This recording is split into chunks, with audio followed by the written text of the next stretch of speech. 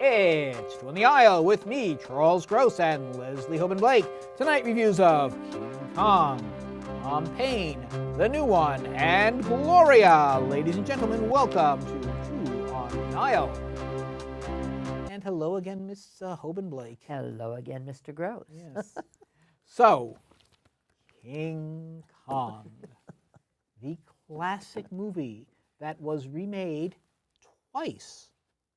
And it's like the first movie was a classic. The second movie was so-so, or so I'm told. It gave us Jessica Lange. Yes. Yes. The third movie was, again, pretty good. So. And then there was Kong Skull Island, which. Well, and there was Son of Kong, yes, and there was King Kong versus. There was a cartoon show about King Kong, yeah, where he befriends this family, and they all live happily on Skull Island together. I don't know if you can see this. But now, there is the musical. That's the little girl.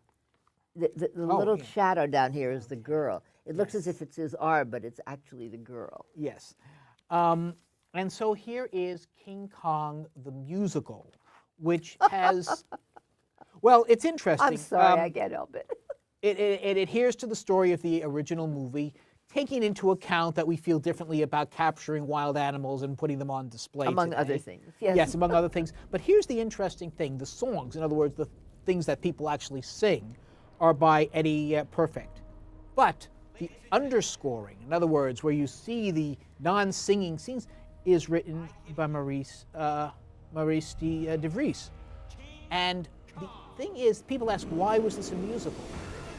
And I would say so that they can have a live orchestra doing the underscoring, because the songs are occasionally all right, but they're, nothing to write home about. But the background music, especially at the scenes between Ann Darrow, played by Christine Pitts, who was the first non-blonde Ann in the major Kong production, and Kong are amazing. This is this animatronic marionette.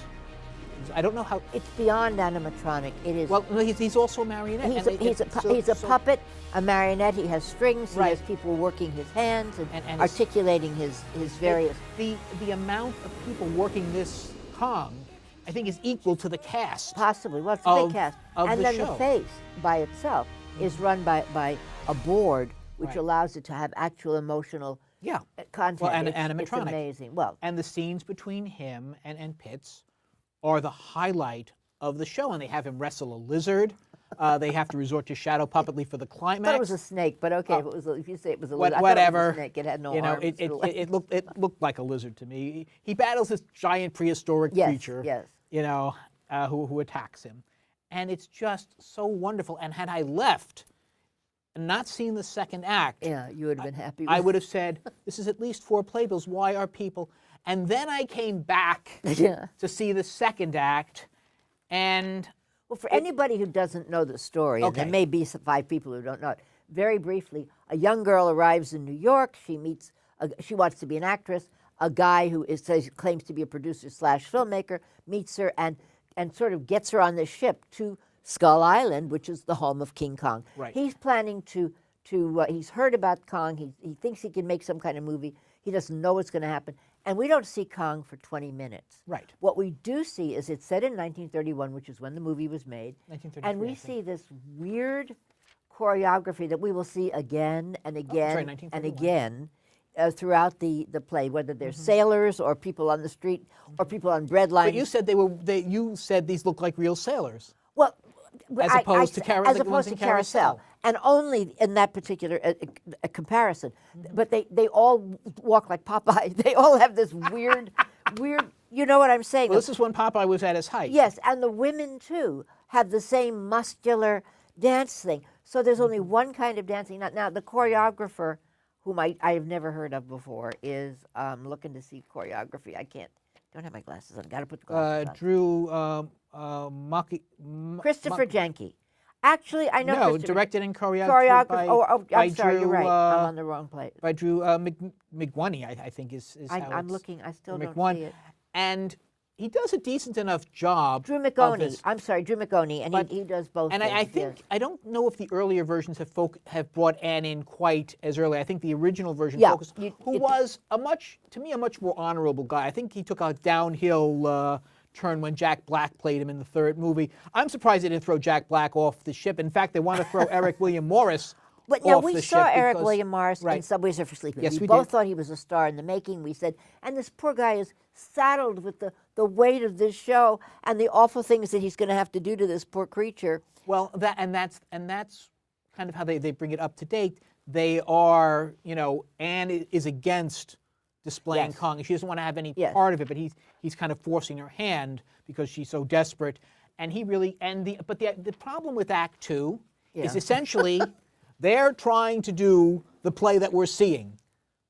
Well, think about it. Act Two, he's recreating what happened on the island. He says this isn't a movie; Right. it's theater. And he doesn't do it as well Yeah.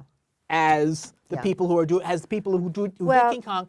And then there is the climax. He's on the Empire State Building. The plane, but with all the $35 million they spent on this, couldn't they have one plane buzz by him to let him swat it? I mean, the planes are like these planes are projected, and he's shot with these lights. I think maybe they're lasers. Lasers. It is so, and I think, oh, this is anticlimactic. Well- but no, they go one further. They have Anne sing a final song, which I think it's kind of supposed to be uplifting, which is really not appropriate, and just to extend the show after Kong's death. And they have the iconic line there, "'Twas beauty, but not where it's supposed to be." Right. And by the way, 'twasn't the beauty that killed the beast. Unfortunately, it's Broadway that killed the beast at this point because the reviews have been terrible. People are going to go to see. It's a lot of money to spend to see a one-trick pony, but it's really a one-trick, ape. And then the other thing is, at the end, everybody gets the applause, and then they allow Kong to have a. The audience stands as one. It's a standing and they ovation have his handlers. for an animatronic creature. Well, he is. Look, No, with all due respect to Christine Pitts, who tries to put Christiani, I think her name Christiani, excuse me, Christiani. who tries to give a modern take on Anne. She, they say, okay, practice your scream. She can't scream.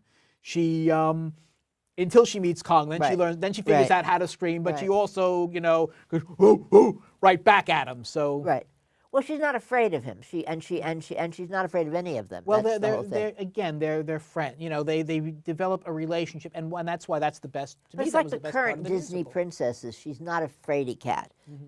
Fay Ray was always afraid and always screaming, and I mean, And I doubt there were any qualms about, bringing a gorilla back for display.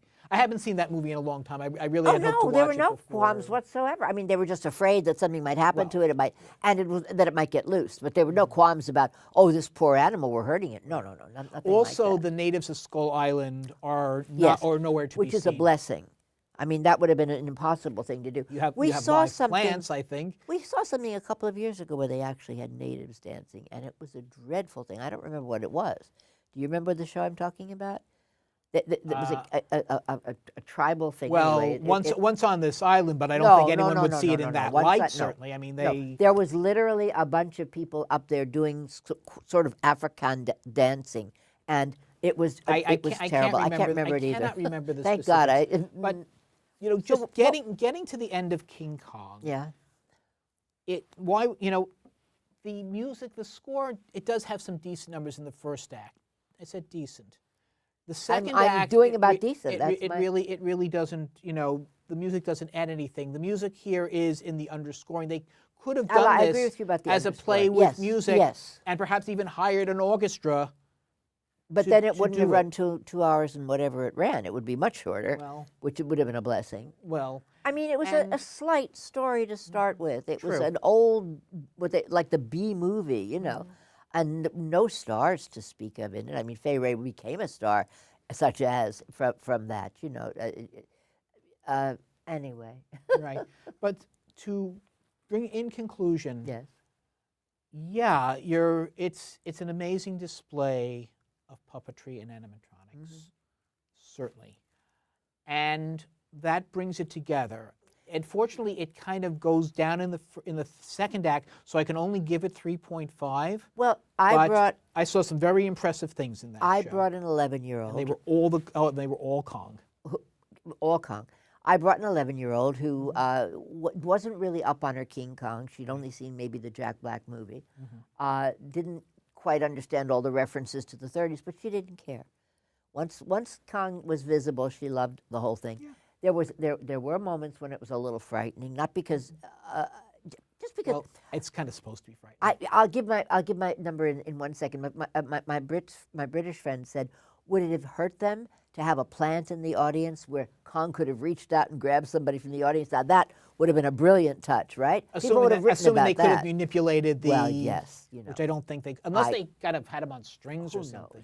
But the point, yeah, that would have been critical. Would have been interesting. Well, you know, when I took my daughters to see Beauty and the Beast, they were much younger, and you know, it's on a stage, and you have a beast who can jump into the audience. Were they afraid that he was going to jump into the audience? I think they might have been. They were really young. You know, I would give this. My younger daughter kept kicking Jeff Goodman, and he's never let me forget I that. would give this 3.75. Okay. And it's generous, and it's a lot more than a lot of the other people around. Well, the New York Times said, I finally found a show that I hated more than Margaritaville. And ladies and gentlemen, it's better than Margaritaville. Trust me. It really is better than Margaritaville. So come for the gorilla and stay for the gorilla. Yeah, that's about it, yeah. So I'm doing several things here, but I have 2 one-person shows. I went back to a show that Charlie had already seen. We'll put up a slide of the playbill. It's called The New One with Mike Birbiglia. Yes. And I bring it up only because we both went to see Thom Pain, based on Nothing. That's the full title by Tom Eno. And lives up to it. Well, this is a one-person show. Currently, it's a revival. It's at the Signature, and it's currently starring Michael C. Hall, who played Dexter on television and was also in 6 Feet Under, and has done some other stuff as well. I like Michael C. Hall. I was really excited to. I didn't care for this play the first time. James Urbaniak played the role, and he's a very different kind of actor. Michael C. Hall has a very pleasant persona. That was the whole thing about Dexter, was he was a serial killer, but he was a nice guy. And, well, yeah, that was part of the thing. So anyway, here he is. He's a nice guy, and he comes out and he says things. And people are saying things like, well, this is a throwback to Samuel Beckett. He comes out and talks about his life. I was thinking about the Craig Lucas play based on the story of Job. I felt that there was a bit of connection to that in here, because he has one sort of bad thing happen to him after another, and he really doesn't. But he says bizarre things like, think of a boy, put him in a room, do this, a nice-looking boy, now break his arm. And so you laugh, but it's nervous laughter. It's not funny. And if you do think it's funny, there's something wrong with you. And the whole play is like that. It's filled with twists and turns. It's directed by Oliver Butler, and you liked his direction of the Constitution play. I did. Down at New York Theatre Workshop. So he's a new director to me. That's two of them. I don't know what to say about this play, except that if I compare it to the other one-man show that I just saw, starring Mike Birbiglia, who is also a very pleasant fellow, I at least enjoyed that play. I don't think you can enjoy this play because it's so obtuse, and it wants to be darker than it is. It was darker the first time I saw it, only because the guy playing it was so Michael C. Hall is very bright and charismatic. Yes. So, and his interpretation of this is not dark. I think, if you're thinking, well, Seinfeld was about nothing too. There's more nothing in here than there were in any episode. Yes. Seinfeld looks like an encyclopedia of content compared to this. Well, in any case, I was really taken by what I read in other people's reviews, because they were going into the depth and the breadth of the writing. And it may have been there the first time, and it's the same play, but I didn't feel it this time. I didn't feel that it was as existential as people. It was kind of like stand-up that was wandering around and not being funny, I guess is what I was thinking. And I don't honestly know what to say about it. I wasn't frightened. I was supposed to feel something akin to, if not fright, then I wasn't disgusted by it either, And as I say, then the Mike Birbiglia show, which at least was... Well, this one is about again, he comes out, he does a whole monologue about his apartment, about his couch. No, wait. Oh, we're talking about that. Well, yeah. Well, you've Yes. already talked about the new Well, one. I know, I but didn't. well, It's okay. and Go ahead. he tells about, and then he's a comedian. He tells about his life as a comedian. He comes back from a tour. He can't remember his wife's name.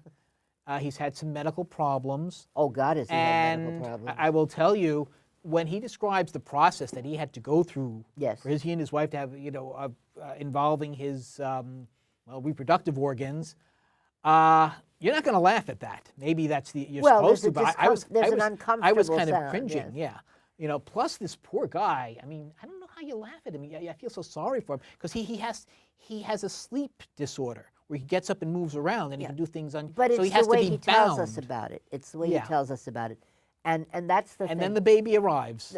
But the way Michael C. Hall tells us what he's telling us doesn't make me feel like laughing, and it also doesn't make me feel. I just don't feel anything, You felt really. nothing. I felt nothing. And maybe that was the point. And that was the point, based on nothing. But in the newer one, you do feel yeah, for something. Mike Birbiglia, you feel, you don't always laugh. Yeah. But you feel, and it's. And I mean, not everybody is supposed to have children. I mean, it's a choice. You don't have to have children. Well, but he got involved with someone who decided she wanted to have a child. Yeah, his wife. By the way, his wife is a well-known poet. I did not know that. I can't remember her name, but it's online, and she's a well-known poet. So what would you give that? Well, what we already gave the new one, so we're really talking about. Well, what would you didn't give? Oh, I didn't give the new one. It was very short. Shorter than this, I think. I think this was 90 minutes and that was 70 minutes. Right. That's one way I'm making it. Neither of them had intermissions. Neither of them had intermissions. There were so many plays, they're not having intermissions now. I would say 3.5. I wasn't thrilled with it, but I wasn't. Tom Paine, on the other hand, what would you give Tom Paine? Maybe 2.5. Yeah, I would drag that 3.5 down to 2.5. And there's a gigantic stage. He wanders about a gigantic stage. The lights go out from time to time. He gets a volunteer up on the stage. Yes, and I worried for the volunteer. I was worried for the volunteer because given this guy's weird sense of humor, break an arm, I would not have gotten up to volunteer. Right. And the first part of the play is actually told in total darkness. Yes. Yes. All right. So did we give our yes, we did. We did. Okay. We did. So why don't you start on that? Well, I'm because starting that's on Gloria, Yeah. not our director. You can do, well, okay, I was going to look at that, but Gloria, A Life, and it is a biographical play of Gloria Steinem, the woman who, after hearing her name mentioned in one brief sentence in the musical version of Legally Blonde, my daughter looked up, started researching Gloria Steinem, A Bunny's Tale, Playboy, the Playboy clubs and the bunnies, and we even had to order. Yeah, but that was such a tiny part of this. Right. Well, she addresses it. It's the first thing she addresses because I think she wants to get it. This is not Gloria Steinem playing herself. No, this is Christine Lahti, who does a wonderful job, and it is partially Gloria's story, but partially the story of the feminist movement. It's Gloria's part in the feminist movement. So it's what the feminist movement meant to Gloria and what Gloria meant to the movement. And Gloria was involved on so many different levels from the very beginning of this. And she does wonderful things. She talks about working with Flo Kennedy and someone that our director had worked with, Pittman, I think her name was, and a variety of black feminist activists. And she says many that she of whom you may not have heard of. And she talks about the things that she learned from them, and she is such. It's written by Emily Mann, who has done others of these. She did one on Harvey Milk.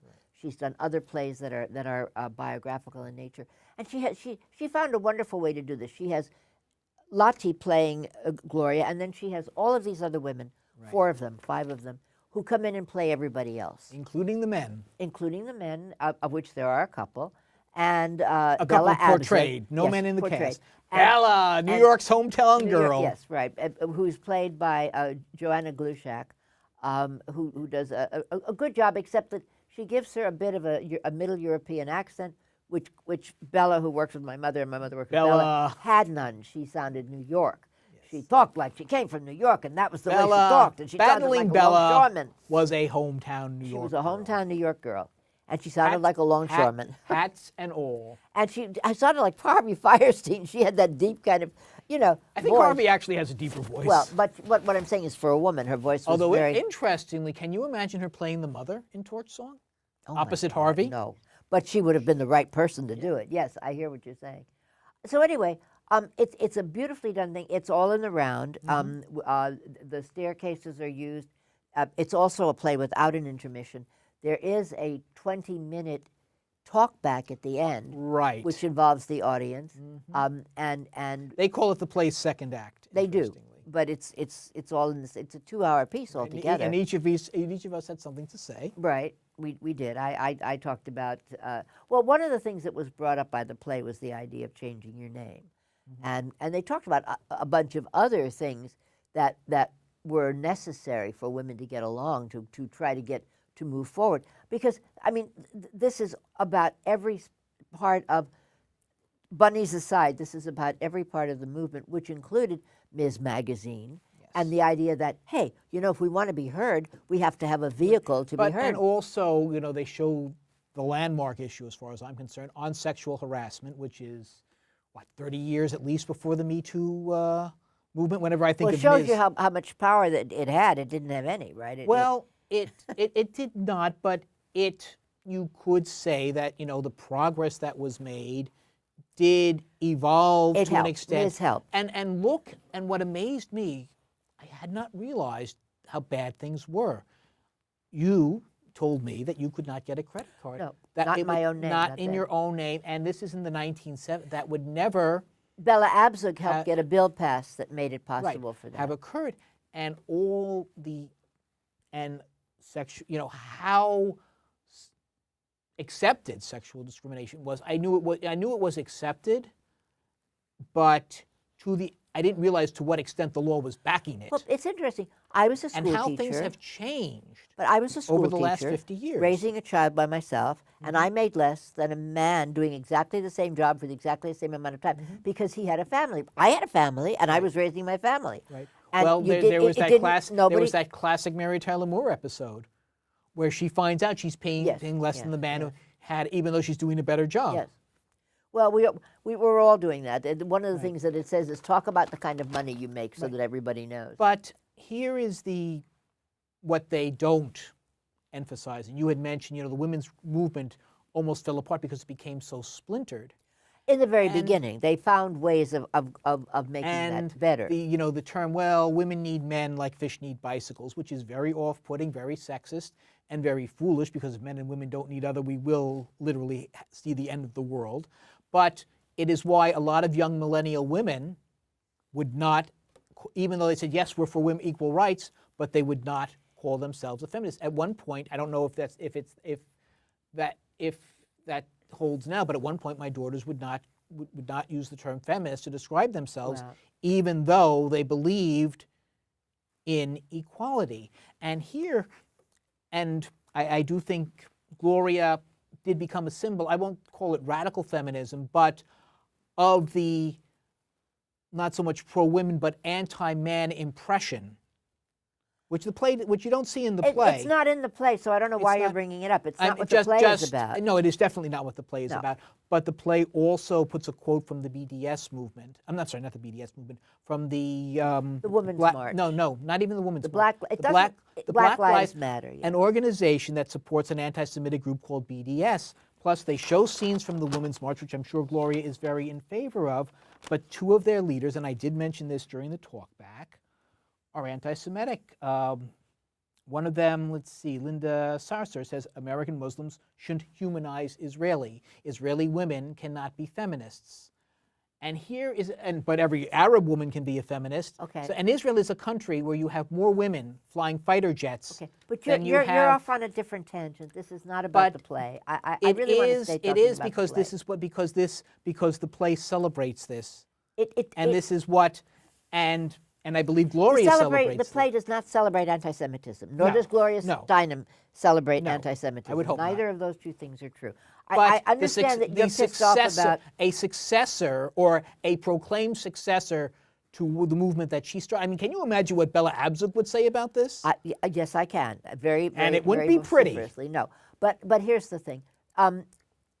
The woman who was quoted saying something which really was not about that at all. It was about helping women get forward. It wasn't about being anti-Israel. It wasn't about Israeli women can't be feminists. It wasn't any of that. Actually, she did say it. She did say Israeli women cannot be feminists. I didn't say she Oh, didn't. not the note that was in the play. No, the note that was in the play, used her name had nothing to do No, with that. it did I not. understand that you got to be in your bonnet or wherever because of this woman. I understand that they have accepted Farrakhan. Those particular women, not the entire Black Lives Movement either.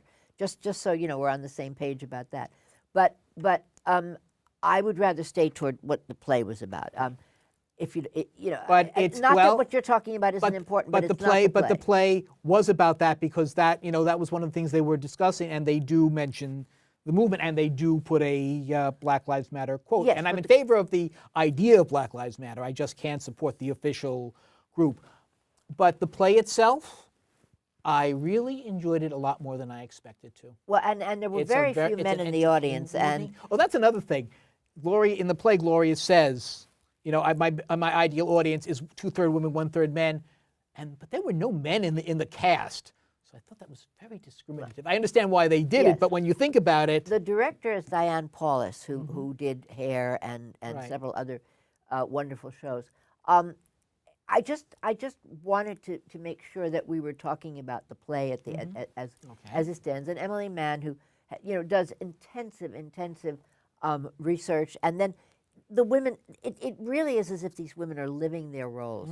They put on a hat, they become someone else. They put on a jacket, they become a guy. They become someone. But it's seamless. I remember when she did the Harvey Milk play, there were like a cast of 35, and everybody was changing coats and jackets. And Earl Hyman was in the play, and the woman in front of me said, "No, darling, now he's a psychiatrist because he changed his coat." Right. It was very hard to keep track. It wasn't hard to keep track here. No, not at all. You knew who was doing what at whatever time. I both learned quite a few things I didn't know, and I just felt entertained pretty much the whole time. And so, while I've never been overly enamored of Gloria Steinem, I will give her 4 playbills. Okay, and I will give it 4.5. I will give Christine Lottie's performance as 5. She's Bravo. just really perfect. And up there with King Kong. And I'd just like to quickly read the ladies' names, if really I may, quick, because they deserve. got Joanna 30 seconds. Glushak, Fedna Jacquet, Francesca Fernandez McKenzie, Perina Mary, Delana Studi, and Liz Wazan. I have no idea, other than Joanna Glushak, who any of them are, who they played. Okay. But they were all wonderful. And that is our show for this evening. So when you go to the theater, look for Leslie and me, us too. On the aisle.